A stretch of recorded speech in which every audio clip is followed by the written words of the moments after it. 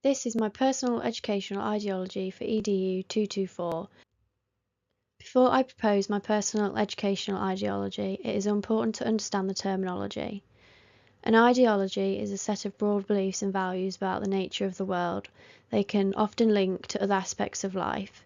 So an educational ideology is a package of educational ideas held by similar communities about how education should be delivered and organised.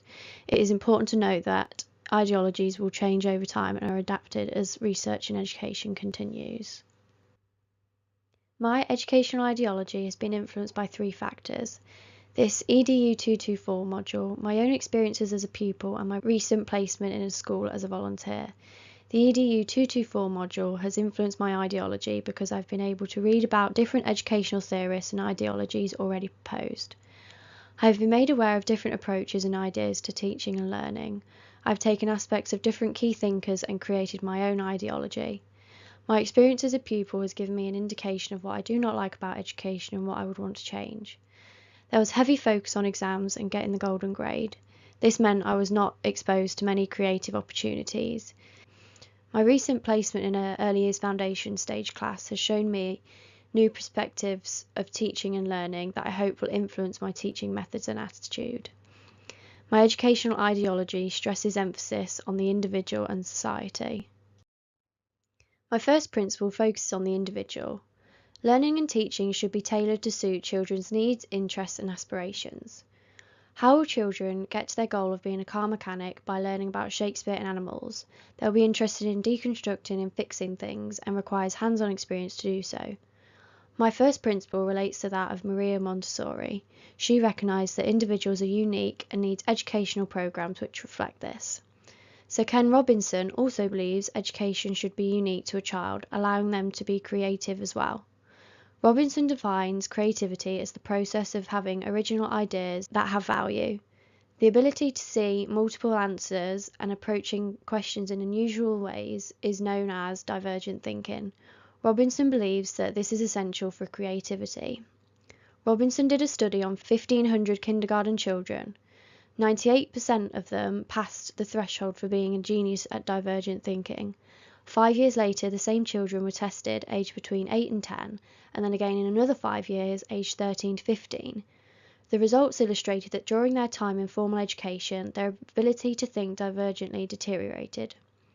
Surely, this suggests that our education is reducing our young people's ability to be creative due to its teacher-led learning and exam focus and pressure. My second principle describes the role of the teacher. I believe teachers should act as supporters rather than instructors, giving children resources related to a given curriculum and letting them explore rather than telling them how to use it.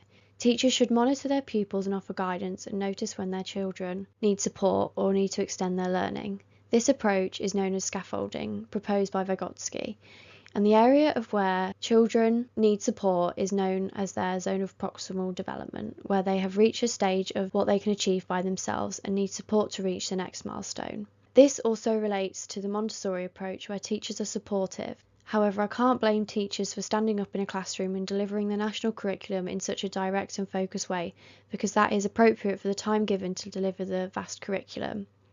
Even though teachers get to choose how they deliver the national curriculum, it's hard to move away from the teacher-led approach. This idea involves the teacher stepping back and trusting the children to take responsibility for their learning, which can be difficult in a class of 30 children. Another aspect that has influenced my ideology is that all learning should lead to lifelong learning, learning that will have an impact on how pupils fit into society as adults. Schools should give children the skills and knowledge how to thrive and become active members of society. This idea relates to many key thinkers and approaches to learning, such as homeschooling, Guy Claxton, Waldorf Steiner, Maria Montessori, and Robin Alexander. When children are homeschooled, they are exposed to life skills, more so than their school-educated peers, as they are not in formal education 6 to 7 hours a day, 5 days a week. They can mix with a wide range of people from diverse cultures and age groups, which enhances them socially. I thoroughly enjoyed reading about outdoor education during the EDU 224 module. This approach has opened my eyes to value education as it has so many benefits to children and teachers.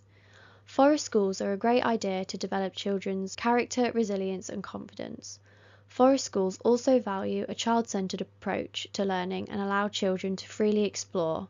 Some children may blossom when they are in a natural environment rather than sat at a desk.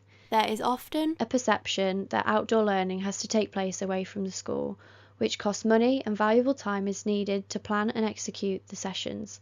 However, outdoor learning can take place in the vicinity of the school grounds. For this to happen, teachers need the appropriate training and guidance to fulfill this idea, and this is what current schools lack.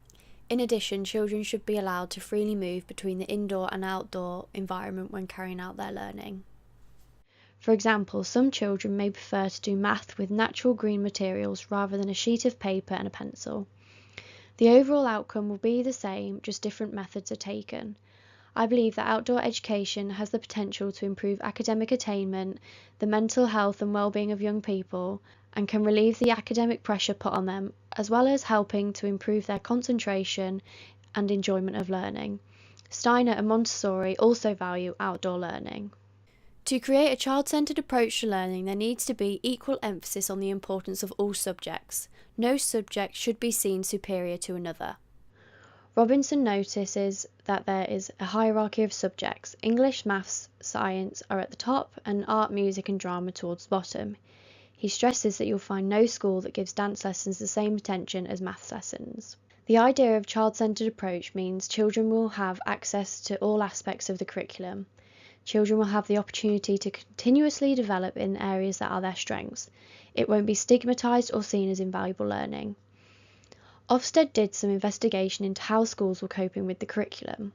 11 of the 14 primary schools involved in the investigation said they carried out some sort of Key Stage 2 SATs preparation. This involved postponing or reducing the teaching of other subjects. SATs show how well schools are delivering the curriculum. Therefore, it monitors the teaching, not how well pupils are learning. In my opinion, SATs are not the right way to monitor how well schools are doing at delivering the curriculum. Obviously, more emphasis is then put on those core subjects being tested rather than other more creative subjects such as art or music. Consequently, the school's reputation is on the line, so obviously schools are going to want to prepare their pupils for this, as the results influence the school's status in league tables. It is unfair to put so much pressure on children at the age of 6 or 7 to do well in a test when they should be enjoying learning and finding their educational path. I volunteer at a local primary school in the foundation stage, and I respect their effort to involve parents in their children's learning. This has influenced my final principle of my educational ideology. They use an online learning journal, Tapestry, to record children's learning development in the early years. Observations are easily created as each child has their own profile, and photos and videos can be uploaded. The process is straightforward to navigate, notes can be made, and it is accessible to parents. Parents can share observations from home and make comments as well. Tapestry reduces the time spent cutting out and sticking work or photos into learning journey folders. Also, it is easily edited, whereas paper journals cannot be edited as easily. They will most likely need recreating.